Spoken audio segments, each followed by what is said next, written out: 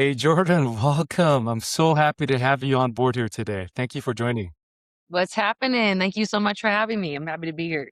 Oh, man, you are so busy. You're so in demand. And I'm like, I get to get the wonderful, the beautiful, highly talented Jourdan Jade on here. So we're so excited. And, I can't wait for everyone to get that chance to hear and listen about you, your story, your journey, what you have going on. It's exciting, so thank Let's you go. for jumping on.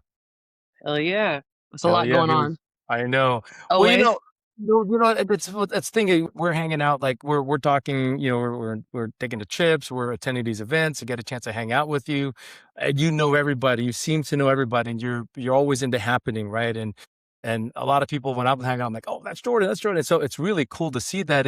But there's a story behind that, right? There's a story where it wasn't always knowing everybody right away, right?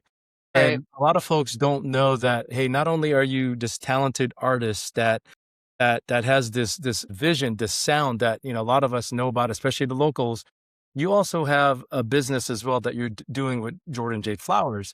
But before we get into that, I wanted to share with folks what, you went through, like kind of your journey, your background, what got you to establish this musical journey in artistry. Can you kind of talk to the folks about that? What got you going? Definitely. It's been such a crazy, unique, interesting journey into music because I feel very late to it. I started music in my 30s, and I feel like most people start very young or grow up doing it or have, a parent, a sibling, a friend, somebody who can mentor them into it. And I didn't really have that, and I've just been learning publicly as I go. So it's a very interesting journey. But how I got to music from my corporate life, well, so I've always had a corporate job, but I always was doing cannabis, kind of black market Right. counterculture ventures as well. But I worked in corporate for 10 years, was a corporate slave, gave my life to it, worked 60 hours plus a week. Was like, you know what? I need a creative outlet. I need to do something else where I can just express myself and work on something and it's me and can't tell me if I'm doing it right or wrong because it's me and it's what I want it to be. I hear you. But the kind of deeper picture why I originally got into music. So I've always been passionate about music. Growing up in Vallejo in the Bay Area, there's a huge music culture, and especially in Vallejo, everyone's a rapper. So I was always in studios, The around area. musicians, around music artists. So I just always was passionate about it. But fast forward when I was in college, the whole time I was in college, I had a boyfriend, like all 4 years, who was in a hip hop group.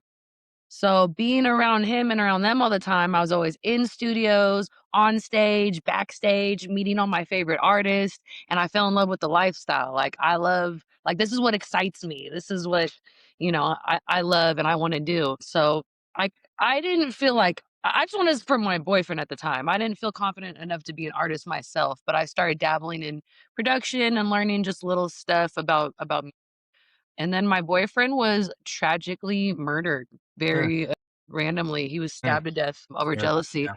Mm, and what that did, listening to his music posthumously after he passed, was so impactful to me because I would listen to his music and be like, "Oh my gosh, like, I feel his energy." Like, I remember I feel like he's here, like, this is touching me and resonating me in such a different right. way because I'm feeling it so deeply. And I was like, "Man, I really want this. I wanna create something where even if I'm not around, even if I'm not in the country, even if I'm not alive, you can still play it and resonate with it and feel my energy and feel my frequency, my vibration, and affect you in some sort of way." Even literally if I'm not living. So, not to make it a morbid reason, but that kinda is the deeper, more meaningful reason of why I was like, "I wanna do music, I wanna create something." And that's with anything you create. That's what when you have children, that's your self-expression. If you paint pictures, if you do murals, that's your self-expression, and it'll always be there for it to resonate and someone else to experience and get a feel of your energy and your vibration and have that resonance. So that's kind of the deeper reason why I got into music and why I really wanted to do that and have that creative outlet for myself. Right. And I love that because one, thank you for being open and sharing that story. A lot of people, have gone through a lot, and especially with the tragedy, but then also opening the door for you to feel the music, to feel the passion, the spirit. Mm. and what you just shared, I mean, it's amazing, right? And a lot of people would have just turned the cheek and say, I'm done, you know, and It took me years though, so don't get me wrong. I was right. traumatized after that. I was like, "I don't wanna be in a studio. I don't wanna think about making music. I don't wanna see a recording booth. Like, I don't wanna." What got you back in, like, you know, since you went, like, I like what you said, you went away for a couple of years. What Yeah. eventually got you back in? So, fast forward years later, like I said, I'm doing my corporate job, I'm doing my cannabis stuff, I'm working, working, working. I end up working at Apple corporate, like their headquarters in Right. Silicon Valley, and I didn't like Apple, that was the whole thing, but what I feel like the whole reason for me going to work at Apple was I met audio engineers there, like really experienced, trained musicians who I befriended, and we got super close, and they're like, "Wait, you have this passion for music and you loved it and you really wanna do it? Like, get into it. We'll get into it. We'll support you. We'll mix and master your first songs. You can use our equipment. We'll support you." One engineer in particular, Pocket Honore, was like, "Yeah, do this and I'll support you." So that kind of gave me the push to actually do it myself. Is having other trained musicians be like, "No, just do it. You can do it. We'll support you." Which they did for like my first couple songs, and then and then they got too busy, and I was just learning as I went, and it's been a journey. Well, no, and you got some music, like I said, you know, when I first met you, I'm like, I was listening on to your songs, your music, and, Thank you you. know, again, for me, I'm into, you know, West Coast R&B, hip hop, so I love that stuff, and Yeah. that's So I our do mostly generation, hip right? hop, but I also have some R&B, pop, just dropped an EDM song, so different vibes for everyone. I love it. I mean, it's stuff that's posted on your social all the time, and we'll get that posted for everybody to follow it on here. And what I like about it is, you know, collaborations. You were sharing some stuff with us when we last saw each other, like, hey, you've got this soulful present, you know, and you're collaborating with a lot of these folks. You've shared stages, studio time with some incredible talents, right? You yourself an incredible talent. And when you look at the names you work with, for example, and then who what would you say who challenged you to mostly step up your game in your opinion, and then what did you learn from about the business side of music from them that you could share?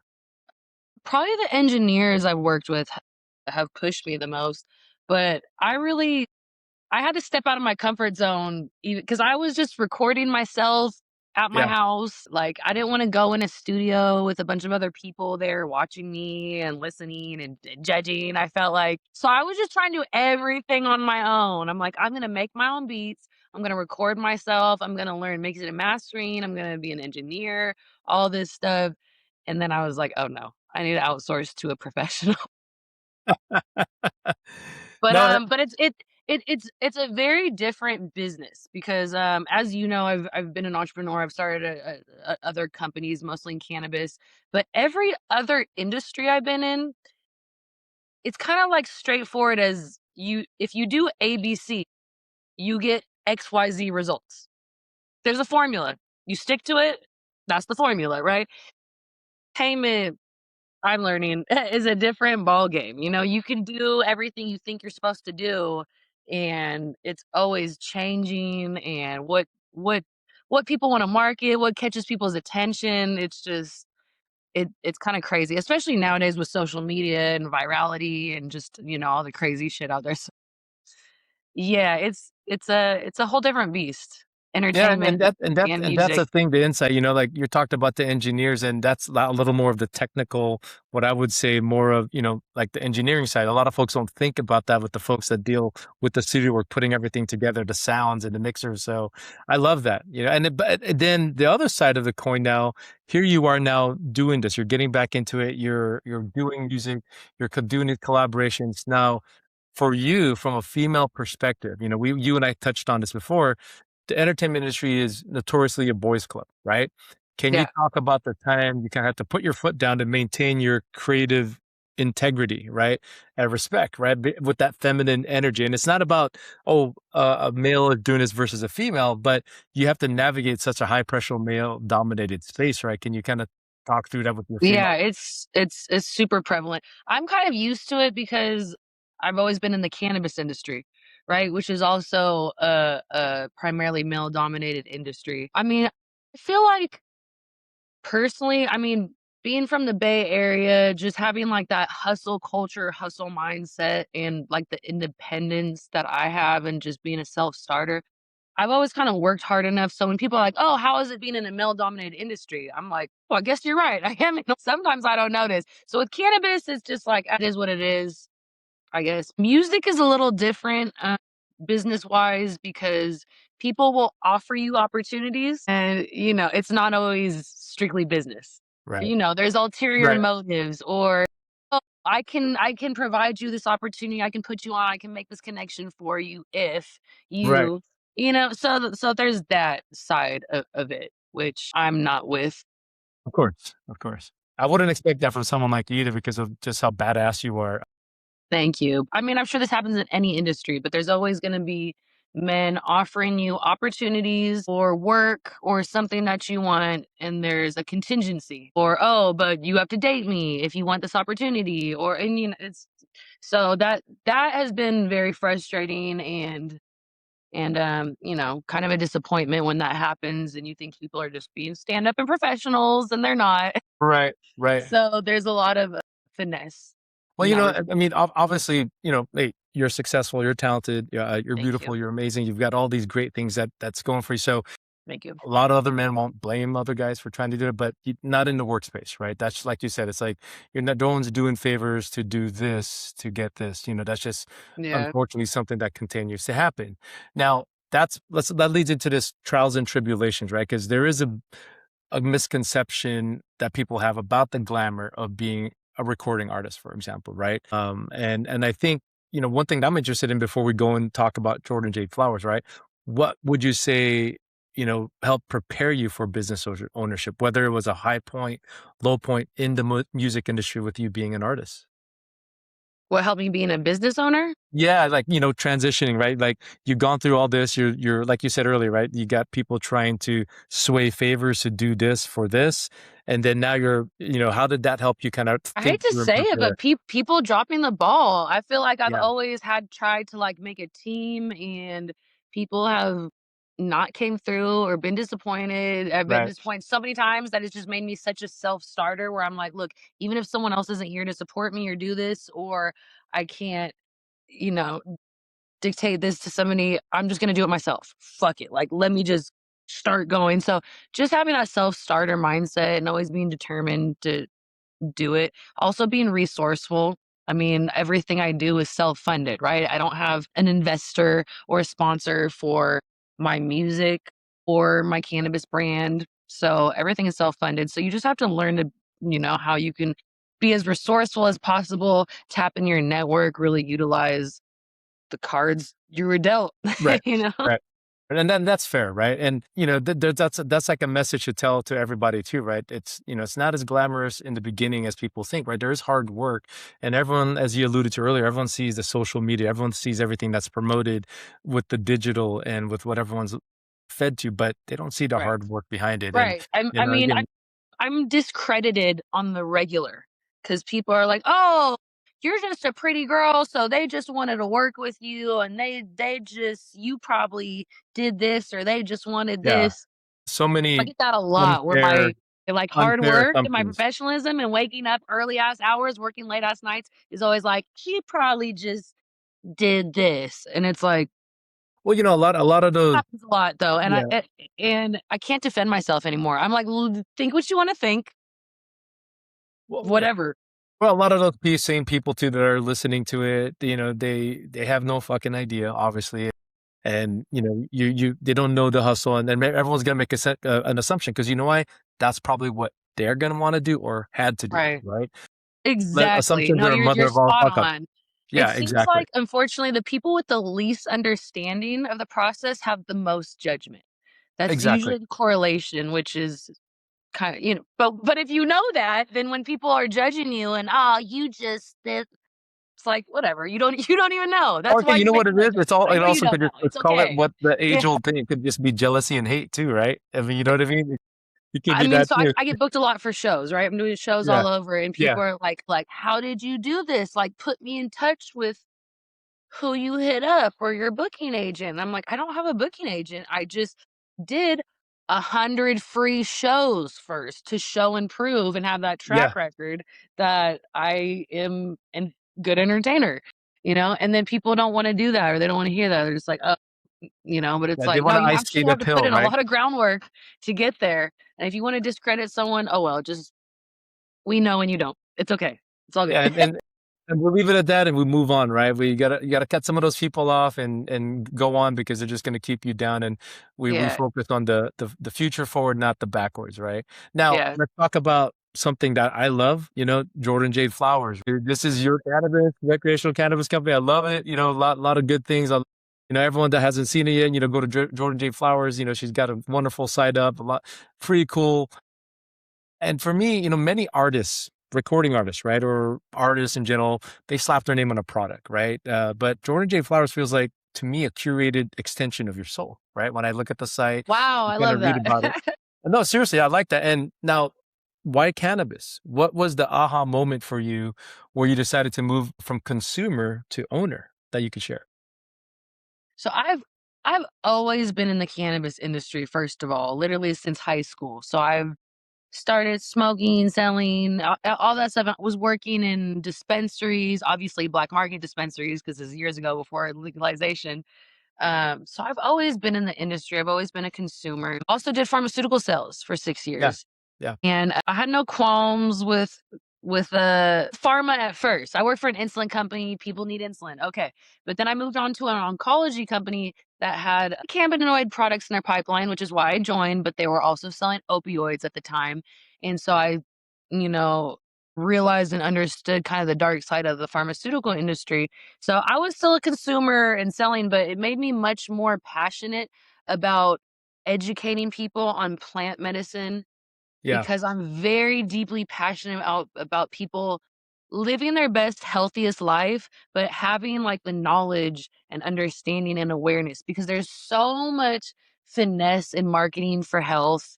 I mean, for healthy food, for nutrition, for medication, people just don't really know what's healthy or think that they're, feeding their family healthy food and it's not. It's processed and has this and that. And they don't know because there's just so much finesse in healthcare in general. Healthcare is and this is something that I used to do public speaking on. yeah, Healthcare is a for-profit business. They don't profit if you're healthy. So, and doctors are doctors of medicine. So they aren't doctors of emotional health, mental health, spiritual health, nutrition.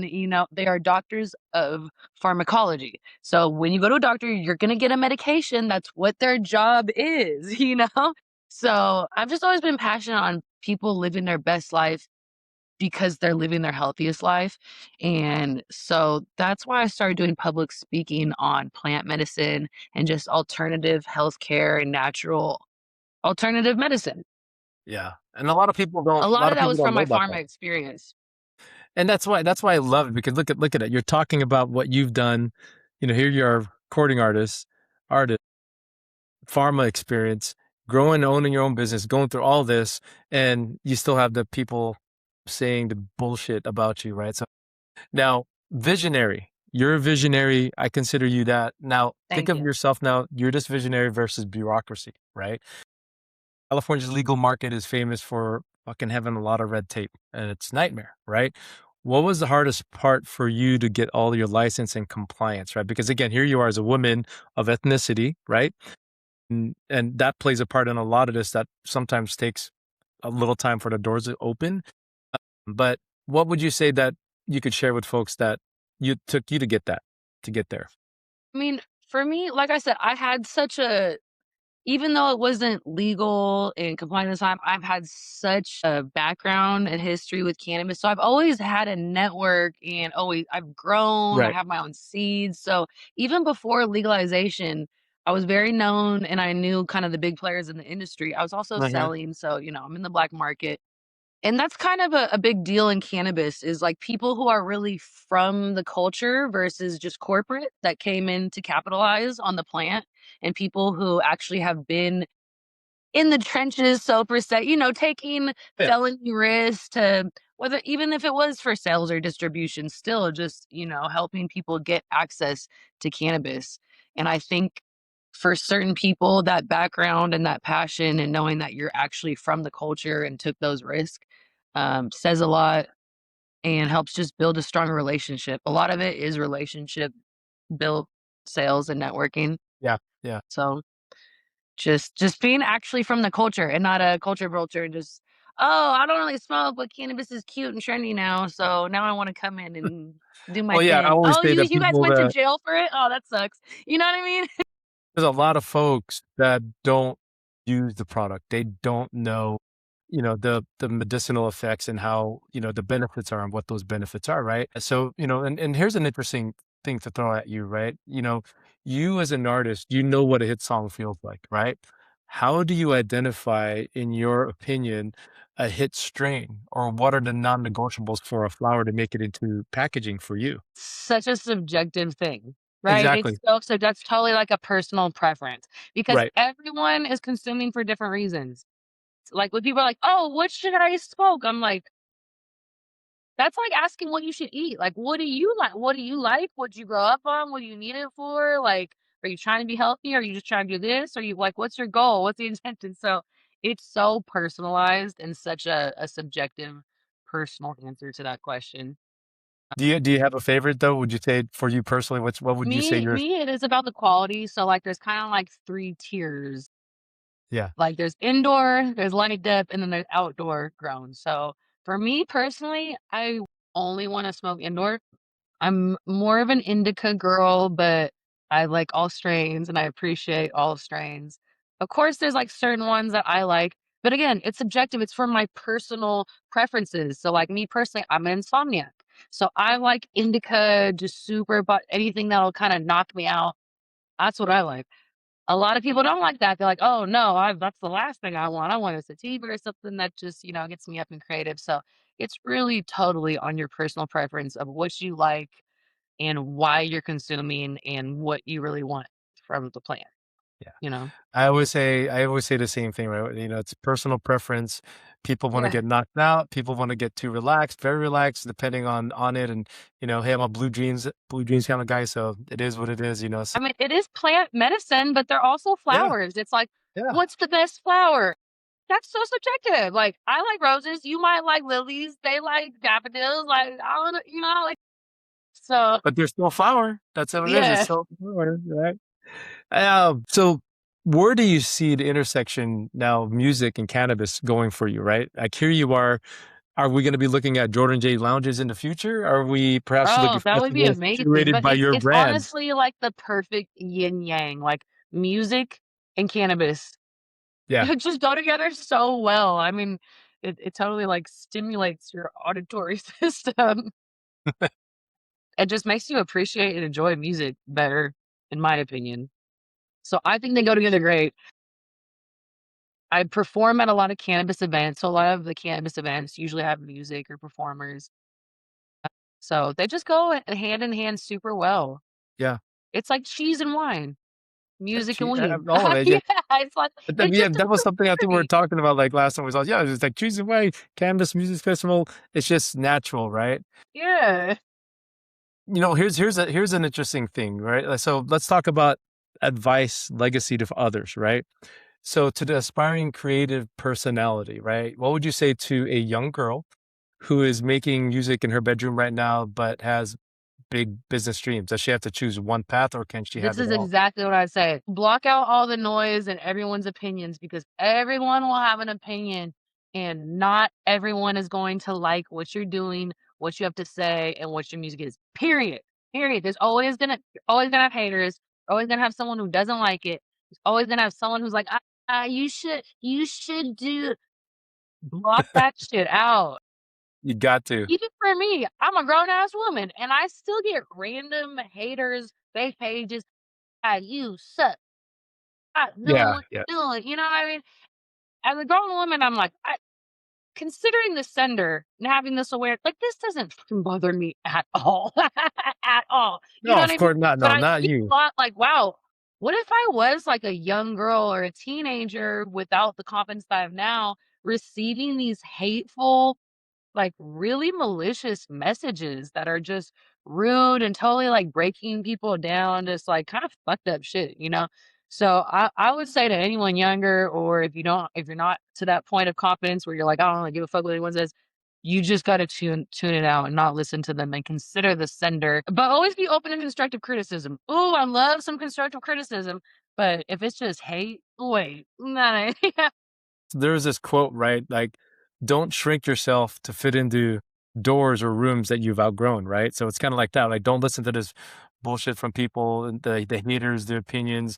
And Yeah. it's even tough too, right? Some of these same people might be some family, close friends, whether you know it or not, but it's the ability to block out the noise, right? And And I if think that's the you're message not being authentic and you're trying to fit a mold and trying to do what someone else wants of you and trying to do this, people can sense it.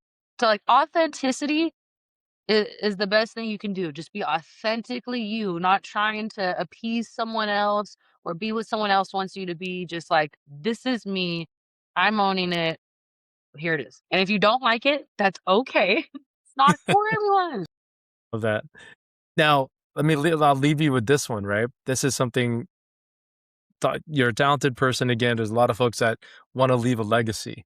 When people hear a Jourdan Jade song and they're smoking a Jourdan Jade flower, what's an emotion or a vibe you want them to be consistently feeling I want them to feel when they're good. listening to that song? That's such a like broad term, but good. I used to say I make feel good music. When people are like, "What genre do you make?" I'm like, "Pop, R&B, hip hop." At the end of the day, I just want someone to listen to my music and feel good. And I do like to have it more on the positive side. That doesn't mean I'm making motivational bars every fucking bar, but whether it motivates you to just feel good, be happy, feel like you're a boss, feel independent, feel like you wanna have fun or just be on a positive hype or just feeling yourself, whatever it is, just some type of positivity where you're feeling good, you're feeling inspired, you're feeling powerful, you're feeling motivated, you're feeling like, "You know what? Fuck it, I'm gonna live my best life." And then that's feeling good, right? And or to the folks listening in, I mean, Jordan, the story you shared and the journey you've had, and it's still ongoing, it's still growing. I mean, look at the trials and tribulations. Look what you had to go through. Look at the growth. Look at the things you've been able to accomplish. That And that's just, like, touching the surface of the trials and exactly, tribulations, like, exactly. oh, Lord, like, I could so much stuff. I know, and I've made terrible financial decisions because I didn't have anyone tell me, like, "No, you're getting finessed, don't do that." I've paid for shit that I haven't gotten back, so much shit, not knowing that I should have had a contract. I've traveled to shows and not been paid, and then was blocked by the just crazy shit, and that's on the professional side, like, let me not get into what was going on in the personal life side while I was doing all this shit, you know what I mean? So, well, and then yeah, I think I people got will be stories. inspired about that, because that's kinda because again, it's not all about the roses, it's not all glamour up front, there's the other side, call it the dark side, call it the side that Yeah, people don't talk about, right? And that's why it's important for everyone that's listening. It's like, it is hard work. That's the common theme here. It's a lot of hard work in yeah, between, behind the scenes that no one sees. It's resiliency, being persistent, which you've proven and continue to prove, and blocking out the noise that wants to bring you down, right? So yeah, that to me is part of the message here. And what I'm gonna say is we're gonna post, all Jordan's links, all her social medias, her channels. We'll post that up for you. We'll get that up for the folks to listen in on.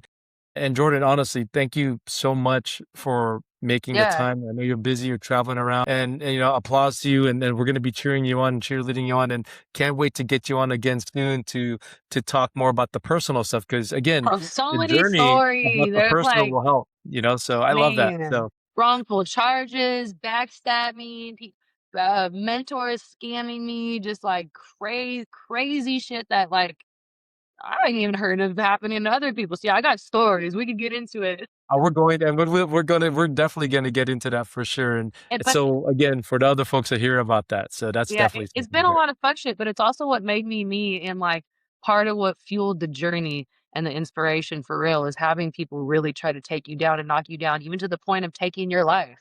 You know what I mean? It makes you really want to go harder. And I feel like people either make that part of their identity or once you heal from it and really put in the work of putting, healing and putting it behind you. Like I'm so nonchalant about it. I'm like, oh yeah, this happened, whatever. Because I'm healed, it's just part of the journey and part of the story. It's not something I'm still like, "Oh, I got this knife in my heart." Like, I took it out. Now we're on the mend. I'll tell you about it. It's whatever. Yeah, it's just part of life. I love that, and that's why we love you. That's what makes you you, Jordan. Honestly, God, it's authentic. what's the That's the quote? biggest thing, If people are throwing authenticity, stones at you, take them and build a house." right? Exactly, Yeah. exactly, so alright, thank you, Jordan, thank you for joining us again today, so we really appreciate it, and we'll get you You back on too. again, so and we're gonna be cheering you on, and we're gonna share all your information, so thanks, Jordan. Thank you. I appreciate you.